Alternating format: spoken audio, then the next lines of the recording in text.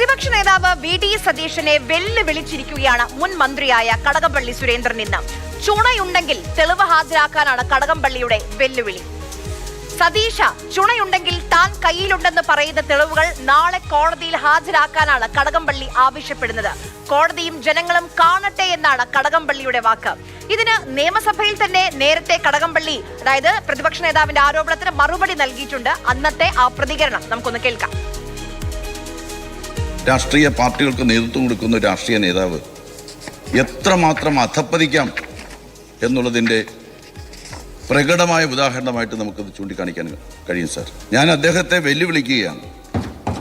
ആ വെല്ലുവിളി എന്താണെന്ന് വെച്ചാൽ, അദ്ദേഹത്തിന് ആണത്തമുണ്ടെങ്കിൽ, തൻ്റെ ഇടമുണ്ടെങ്കിൽ, അഭിമാനമുണ്ടെങ്കിൽ ഈ ശബരിമലയിലെ ദ്വാരപാലക ശില്പം ഏത് കോടീശ്വരനാണ് കടകംപള്ളി സുരേന്ദ്രൻ വിറ്റതെന്ന് വ്യക്തമാക്കണം.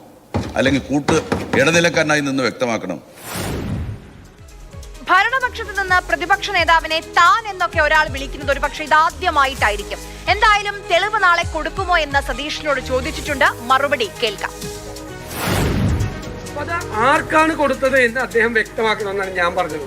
അത് അന്നത്തെ ദേവസ്വം മന്ത്രിയാണ്. പിന്നീട് കോടതി പറഞ്ഞിട്ടുണ്ടല്ലോ, അന്നത്തെ ആളുകൾക്ക് എല്ലാം അറിയാമായിരുന്നു ഇങ്ങനെ ഒരു കച്ചവടം നടന്നത്. കോടതിയാണ് പറഞ്ഞിരിക്കുന്നത്. അത് ആർക്കാണ് വിറ്റതെന്നേ ഞാൻ അദ്ദേഹത്തോട് ചോദിച്ചുള്ളൂ. അദ്ദേഹം അറിയണ്ടേ?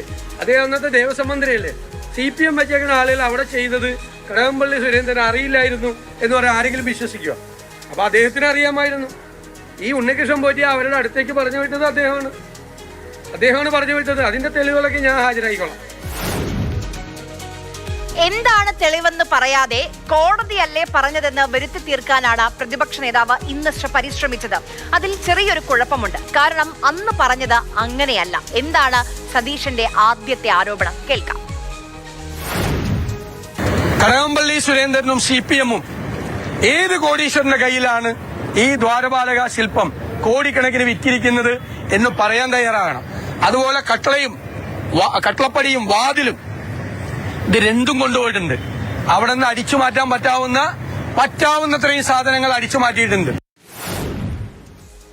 അതായത് ശബരിമലയിലെ സ്വർണം മോഷ്ടിച്ച് വിറ്റത് ഏത് കോടീശ്വരനാണെന്ന് കടകംപള്ളി സുരേന്ദ്രന് അറിയാം. അതാണ് പ്രതിപക്ഷ നേതാവ് അന്ന് പറഞ്ഞത്. ഈ ശബരിമല സ്വർണ്ണക്കൊള്ളയിൽ കടകംപള്ളിയുടെ പേര് പ്രത്യക്ഷത്തിൽ വന്നത് ഈ ഒരു പരാമർശത്തോടെയാണ്. അതുകൊണ്ട് തന്നെ അതിന്റെ വസ്തുത തെളിയിക്കാനുള്ള ബാധ്യതയും പ്രതിപക്ഷ നേതാവിനുണ്ട്. ഒക്ടോബർ 8-നാണ് പ്രതിപക്ഷ നേതാവ് ഗുരുതരമായ ഈ ആരോപണം ഉന്നയിച്ചത്. കടകംപള്ളി പറഞ്ഞതുപോലെ ചുണയുണ്ടെങ്കിൽ തെളിവ് ഹാജരാക്കണം നാളെ.